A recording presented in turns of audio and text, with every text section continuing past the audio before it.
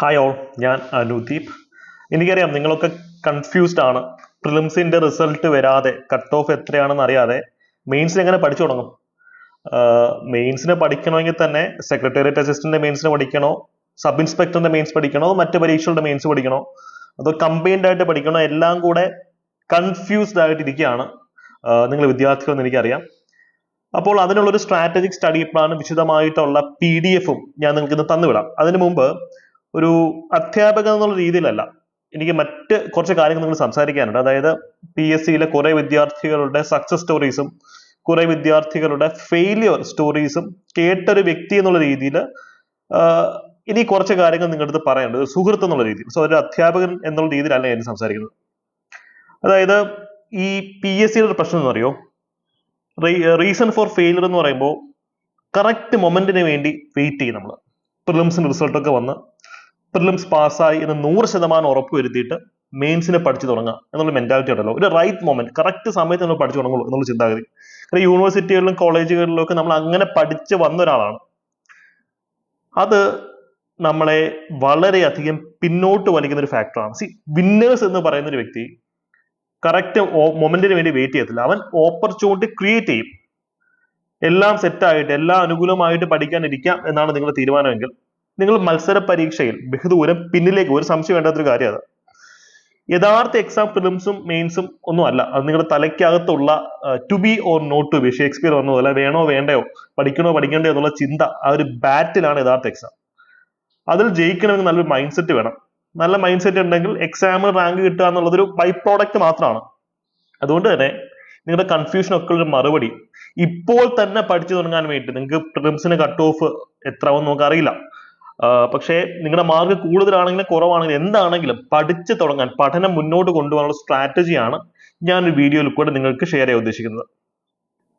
ഞാൻ കഴിഞ്ഞ ഒരു വീഡിയോയിൽ പറഞ്ഞതുപോലെ കട്ട് ഓഫ് പ്രിഡിക്ഷൻ ഞാൻ നടത്താറില്ല. പക്ഷെ എൻ്റെ ഒരു സജഷൻ എന്ന് പറയുന്നത്, ഒരു 40 മാർക്കിന് മുകളിലുണ്ടെങ്കിൽ നിങ്ങൾ പഠിച്ചു തുടങ്ങുക. അപ്പൊ എങ്ങനെ പഠിച്ചു തുടങ്ങണം? പഠിക്കുന്നൊന്നും വേസ്റ്റ് ആവാൻ പാടില്ല. ഇപ്പം പഠിക്കുന്നത് ഇൻ കേസ് പ്രിലിംസ് പാസ് ആകില്ലെങ്കിൽ നമുക്ക് അടുത്ത പരീക്ഷകൾ യൂസ് ചെയ്യാൻ പറ്റണം. ആ രീതിയിൽ പഠിക്കാം. പക്ഷെ നിങ്ങൾക്ക് അത്യാവശ്യം മാർക്ക് കൂടുതലുണ്ടെങ്കിൽ മെയിൻസ് സ്പെഷ്യൽ ടോപ്പിക്സ് വെച്ച് തന്നെ പഠിക്കുക. അതിനെപ്പറ്റി ഞാൻ ചർച്ച ചെയ്യാം.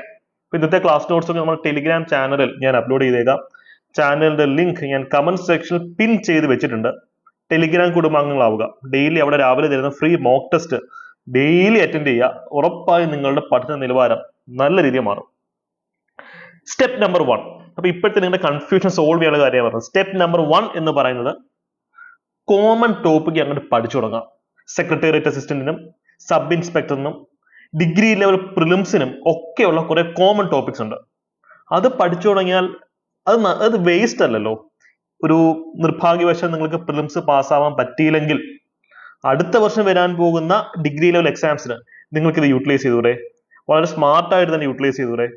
അതിനു മുമ്പ് ഒരു കാര്യം പറയാൻ വിട്ടു. ഞങ്ങൾ മെയിൻസ് ബാച്ചസ് ആരംഭിച്ചിട്ടുണ്ട്. ഞങ്ങൾ നിങ്ങൾക്ക് തരുന്ന ഒരു വാഗ്ദാനം എന്താണെന്ന് വെച്ച് കഴിഞ്ഞാൽ, ഒരു വാക്ക് എന്താണെന്ന് വെച്ച് കഴിഞ്ഞാൽ, നിങ്ങൾ ഇപ്പോഴേ പഠിച്ചു തുടങ്ങുക. അതിനുള്ള സബ്ജക്റ്റിലൊക്കെ ഞങ്ങൾ മെയിൻസ് ബാച്ച് തരും.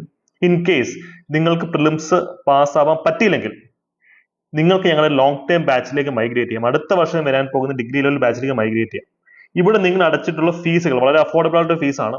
ഫീസ് കുറച്ചിട്ടുള്ള ബാക്കി എമൗണ്ട് മാത്രം നിങ്ങൾ ലോങ് ടേം ബാച്ചിന് വേണ്ടി പേ ചെയ്താൽ മതിയാകും. അതാണ് ഞങ്ങൾ നിങ്ങൾക്ക് തരുന്ന ഒരു എന്താ പറയുക വാക്കെന്ന് പറയുന്നത്. ആരും പെരുവഴിയിലാവില്ല. ഈ എക്സാം നമ്മൾ ക്രാക്ക് ചെയ്യും, ഇതല്ലെങ്കിൽ അടുത്ത എക്സാം ക്രാക്ക് ചെയ്യും. അതനുസരിച്ച് കണ്ടിന്യൂസ് ലേൺ, നിങ്ങളുടെ സ്റ്റഡീസ് ബ്രേക്ക് ആവാതെ കണ്ടിന്യൂസ് ആയിട്ട് ലേൺ ചെയ്യാൻ പറ്റുന്ന രീതിയിലാണ് ഞങ്ങളത് പ്ലാൻ ചെയ്തിട്ടുള്ളത്. ഈ നമ്പറിൽ കോൺടാക്ട് ചെയ്യുകയാണെങ്കിൽ മെന്റേഴ്സ് നിങ്ങൾക്ക് ഫുൾ ഡീറ്റെയിൽസ് തരുന്നതാണ്.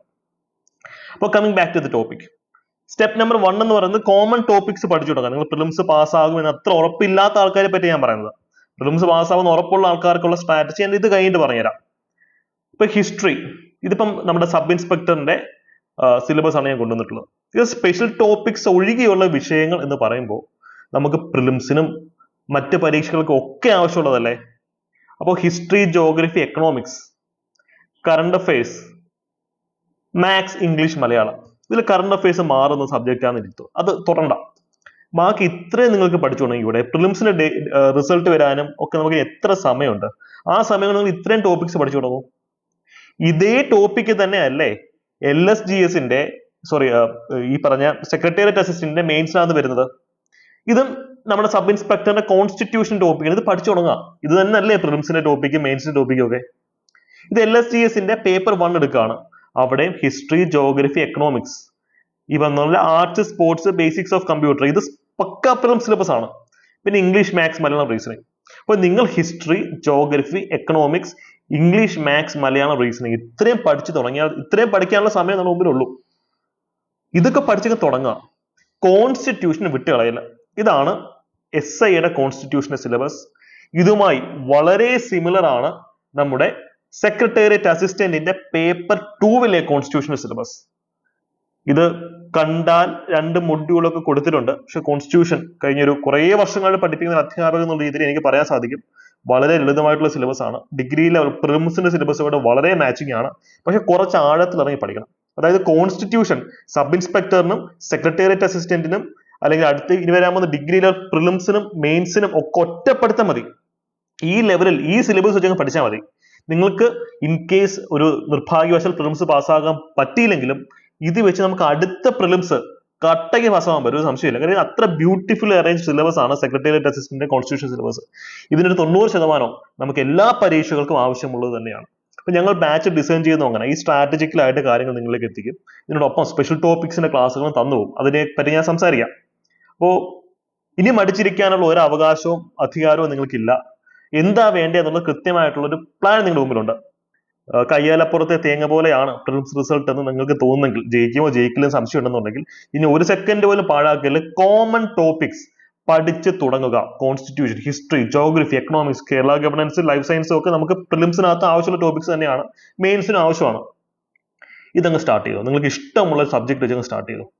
ടൈം വേസ്റ്റ് ആക്കരുത്. ഇവിടെ സെക്രട്ടേറിയറ്റ് അസിസ്റ്റന്റ് നിങ്ങൾ കുറെ കൂടെ മോട്ടിവേറ്റഡ് ആണെങ്കിൽ ഒബ്വിയസ്ലി സെക്രട്ടേറിയറ്റ് അസിസ്റ്റന്റിന് എൻവയോൺമെന്റിന്റെ ടോപ്പിക് ഉണ്ട്. ഇത് കോമൺ ഡിഗ്രി ലെവൽ പ്രിലിംസിന്റെ ടോപ്പിക് ഇവിടെ വളരെ മാച്ചിങ്. അപ്പൊ ഇതൊന്ന് പഠിച്ചോ. ഒരു വെടിക്ക് 2 പക്ഷി. നമുക്ക് സ്പെഷ്യൽ ടോപ്പിക്സിന്റെ ഏരിയാസും കവേർഡ് ആവും, ഡിഗ്രി ലെവലിന്റെ ഏരിയാസും പ്രിലിംസിന്റെ ഏരിയാസും കവേർഡ് ആവും. അപ്പോൾ ഇതിനകത്ത് green auditing, environment impact assessment, ഇതൊക്കെ സിവിൽ സർവീസ് സിലബസിലാണ്, നമ്മൾ അതൊക്കെ പഠിപ്പിക്കും. ഇതുപോലെയൊക്കെയുള്ള ടോപ്പിക് നിങ്ങൾ തൽക്കാലം വിട്ടോ. പക്ഷേ എക്കോസിസ്റ്റം എന്താണ്, ബയോഡൈവേഴ്സിറ്റി എന്താണ്, എൻവയോൺമെന്റൽ ലോസ്, പ്രൊട്ടക്റ്റഡ് ഏരിയ നെറ്റ്വർക്ക്, ഇതൊക്കെ പ്രിലിംസിനും മെയിൻസിനും ഒക്കെ ആവശ്യമുള്ള ഇത് വെച്ചങ്ങ് പഠിച്ചാൽ മതി. ഇപ്പൊ കുറച്ചും കൂടെ മോട്ടിവേറ്റഡ് ആണ് നിങ്ങളെങ്കിൽ എൻവയോൺമെന്റും ഇതിന്റെ കൂടെ പഠിച്ചു പോകണം. ഇതാണ് ഫസ്റ്റ് കാറ്റഗറി ഓഫ് സ്റ്റുഡൻസ്. അതായത് പ്രിലിംസ് പാസ്സാകുമോ ഇല്ലയോ എന്നുള്ള കൺഫ്യൂഷൻ ഇരിക്കുന്ന വിദ്യാർത്ഥികൾ എനിക്ക് പറയാനുള്ള ഒരു കാര്യം. ഇനി സെക്കൻഡ് കാറ്റഗറി ഉണ്ട്. അവർക്ക് പ്രിലിംസ് പാസ്സാകും എന്ന് എന്തായാലും ഉറപ്പാണ്. പൊന്നു പിള്ളേരെ പഠിച്ചു തുടങ്ങും. നിങ്ങൾക്ക് എന്തിന്റെ കേടാണ്? നിങ്ങൾ എന്താ പഠിക്കാതിരിക്കുന്നത്? ജസ്റ്റ് പഠിച്ചു തുടങ്ങിക്കൂടെ? ഇതിന്റെ ഒക്കെ മെറ്റീരിയൽ നമ്മൾ ജസ്റ്റ് ഗൂഗിളിൽ സെർച്ച് ചെയ്യാന്നുള്ളതൊക്കെ കിട്ടും. ഒരു ബാച്ച് നിങ്ങൾ ജോയിൻ ചെയ്യണമെന്ന് പോലുമില്ല. ഇഗ്നോന്റെയും പോണ്ടിച്ചേരി യൂണിവേഴ്സിറ്റിയുടെയും പഞ്ചാബ് നാഷണൽ യൂണിവേഴ്സിറ്റിയുടെയും ഡൽഹി യൂണിവേഴ്സിറ്റിയുടെ ഒക്കെ മെറ്റീരിയൽ തന്നെയാണ് നമുക്ക് ചോദ്യങ്ങളായിട്ട് വരാൻ പോകുന്നത്. ഒരു സംശയമില്ലാത്ത കാര്യമാണ്. ഇതൊക്കെ വളരെ ലളിതമായിട്ടുള്ള ടോപ്പിക്സ് ആണ്. മാനേജ്മെന്റും അഡ്മിനിസ്ട്രേഷനും ഒക്കെ അധികം ടെക്നിക്കൽ അല്ലാത്ത കോൺസെപ്ച്വൽ ഫിലോസഫിക്കൽ ടോപ്പിക്സ് ആണ്. ഇത് പഠിച്ചു തുടങ്ങുക. ഇടം വരെ നോക്കണ്ട, പഠിച്ചു തുടങ്ങിക്കോ. വെറുതെ ഇരുന്ന് സമയം കളയരുത്. റെസ്റ്റ് എടുക്കാനുള്ള സമയം കഴിഞ്ഞു. അതുകൊണ്ട് നിങ്ങൾ ചെയ്യേണ്ട പരിപാടി സ്പെഷ്യൽ ടോപ്പിക്സ് തന്നെ പഠിച്ചു തുടങ്ങാം. കാര്യം മറ്റ് കോമൺ ടോപ്പിക്സ് അത്യാവശ്യം സ്ട്രോങ് ആയതുകൊണ്ടാണല്ലോ നിങ്ങൾക്ക് പ്രിലിംസ് പാസ്സാവാൻ പറ്റിയത്. എലിമിനേഷൻ ടെക്നിക്സ് നിങ്ങൾ യൂസ് ചെയ്താണെന്ന് എനിക്കറിയാം. പക്ഷേ നല്ല നോളജ് ഉണ്ടായിരിക്കും. അതുകൊണ്ട് നിങ്ങൾ സ്പെഷ്യൽ ടോപ്പിക്സ് വെച്ച് തന്നെ പഠിച്ചു തുടങ്ങാം. Principles of secretariat assistant special topics ആണ്. Principles of administration, principles of management, Kerala economy, disaster management ഒക്കെ. ഇപ്പൊ ഞങ്ങള് പ്രിലിംസിന് മുമ്പ് തന്നെ പ്രിൻസിപ്പിൾസ് ഓഫ് അഡ്മിനിസ്ട്രേഷന്റെ ഒക്കെ വലിയ ഭാഗം ഞങ്ങൾ ഫിനിഷ് ചെയ്ത് കഴിഞ്ഞു. അതാണ് നമ്മൾ നേരത്തെ പഠിച്ചു തുടങ്ങുന്നു. കാരണം LSGSന്റെ സമയത്തും ഞങ്ങൾ പ്രൂവ് ചെയ്തതാണ്. നേരത്തെ നമ്മൾ പഠിപ്പിച്ചു തുടങ്ങുന്നു. ആ ഒരു സാഹചര്യത്തിൽ നമുക്ക് മറ്റുള്ളവരൊക്കെ മുന്നിലേറാൻ സാധിക്കും. ഒരു സംശയമില്ലാത്തൊരു കാര്യമാണ്. നിങ്ങളുടെ ഹാർഡ് വർക്ക് ഒന്നും വേസ്റ്റ് ആവില്ല. മറ്റുള്ളവർ റെസ്റ്റ് എടുക്കുന്ന സമയത്ത് നിങ്ങൾ എന്ത് ചെയ്യുക? കുത്തിയിരുന്ന് പഠിക്കുക. നാച്ചുറൽ ഡിസാസ്റ്റർ മാനേജ്മെന്റിന്റെ ടോപ്പിക്കുകൾ പഠിക്കുക. പിന്നീട് ഗവർണൻസ് പുതിയൊരു മേഖലയാണ്. സാധാരണ ഗവർണൻസ് ടോപ്പിക് അല്ല ഇത്. അത് decision support system, expert system എന്നൊക്കെ പറഞ്ഞിട്ടുണ്ട് അല്ലേ? അത് പഠിക്കുക. പിന്നീട് എനിക്ക് നിങ്ങളിത് പറയാനുള്ളത് സബ് ഇൻസ്പെക്ടറിന്റെ സ്പെഷ്യൽ ടോപ്പിക്സ്. അത് ഇതിനകത്ത് ആഡ് ചെയ്തിട്ടില്ല. അതിൽ ലോങ് PDF ആണ്. അതും SI ലക്ഷ്യം വയ്ക്കുന്ന ആൾക്കാർ പഠിക്കുക. ഞങ്ങൾ SIയുടെ ഓൾമോസ്റ്റ് 75% സ്പെഷ്യൽ ടോപ്പിക് സിലബസുകൾ അഭിമാനത്തോടുകൂടി തന്നെ പറയുന്നു പ്രിലിംസിന് മുമ്പ് തന്നെ ഞങ്ങൾ ഫിനിഷ് ചെയ്തിട്ടുണ്ട്. അഭിമാനത്തോടുകൂടി തന്നെയാണെന്ന് പറയാം. ഇനി അതുകൊണ്ട് ഞങ്ങളുടെ ബാച്ചിലർ സ്റ്റുഡൻസ് അതിന് റിവിഷൻ നടത്തിയാൽ മാത്രം മതി. ബാക്കി ടോപ്പിക്സ് ഞാൻ ഉടൻ തന്നെ ഫിനിഷ് ചെയ്യും. ഫ്രഷ് ആയിട്ട് പഠിച്ചു തുടങ്ങുന്ന ആൾക്കാർക്ക് ഇതൊക്കെ ഒരു സ്റ്റഡി പ്ലാൻ അനുസരിച്ച് തന്നെ നിങ്ങളിലേക്ക് എത്തിക്കും. അപ്പോൾ ഞങ്ങളുടെ വാക്ക് ഞാൻ ഒന്നുകൂടി ആവർത്തിക്കുകയാണ്. ഞങ്ങളുടെ അഫോർഡബിൾ ബാച്ചസിലേക്ക് വരികയാണെങ്കിൽ മെയിൻസ് അരച്ച് കറക്കി ഞങ്ങൾ പഠിപ്പിക്കും. ഇൻ കേസ് നിങ്ങൾക്ക് പ്രിലിംസ് പാസ്സാകാൻ പറ്റിയില്ല എന്നുണ്ടെങ്കിൽ ഞങ്ങളുടെ ലോങ് ടേം ഡിഗ്രി ബാച്ചിലേക്ക്, ഇതിന്റെ പ്ലാറ്റിനം ബാച്ച് ഉണ്ട്, ഗോൾഡ് ബാച്ച് ഉണ്ട്, നിങ്ങൾക്ക് അഫോർഡബിൾ ഫീസ് സ്ട്രക്ചർ ഇതിന്റെ പ്ലാറ്റിനം ബാച്ചിലേക്ക് തന്നെ മൈഗ്രേറ്റ് ചെയ്യാൻ സാധിക്കും. കൂടുതൽ ഡീറ്റെയിൽസിന് ഈ ഒരു നമ്പറിൽ കോൺടാക്ട് ചെയ്താൽ മതി. എനിക്ക് നിങ്ങളുടെ സൈഡിൽ നിന്ന് വേറെ ഒരു അഷുറൻസ് എന്ന് പറയുന്നത്, ഇങ്ങനെയാണെങ്കിൽ സെൽഫ് സ്റ്റഡി ആയാലും മതി, സെൽഫ് സ്റ്റഡി ചെയ്യാൻ നിങ്ങൾക്ക് ഡിസിപ്ലിൻ അതായാലും മതി, നിങ്ങൾ പഠിച്ചു തുടങ്ങും എന്ന് ഒരു ഉറപ്പ് കമന്റ് സെക്ഷനിൽ തരിക.